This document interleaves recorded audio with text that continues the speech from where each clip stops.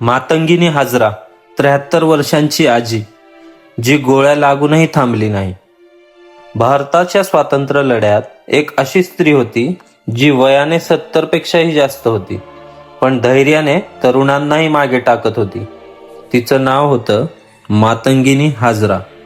त्यांचा परिचय असा होता की त्या बंगालमधील साध्या कुटुंबात जन्मल्या. लहानपणापासूनच त्यांनी संघर्ष पाहिला. आयुष्यभर त्यांनी सामान्य जीवन जगलं, पण जेव्हा देशाला स्वातंत्र्याची गरज होती त्या पुढे आल्या, आंदोलनात सहभागी झाल्या. 1942च्या क्विट इंडिया मुवमेंटमध्ये त्यांनी मोठ्या मोर्चाचं नेतृत्व केलं. हातात तिरंगा घेऊन त्या सर्वात पुढे चालत होत्या.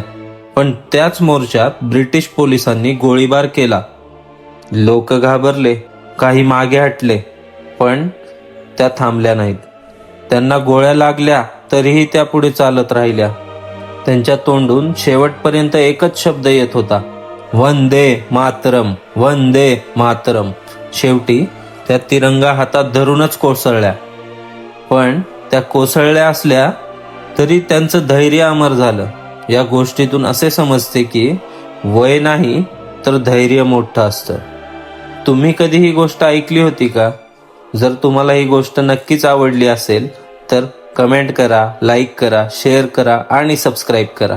धन्यवाद.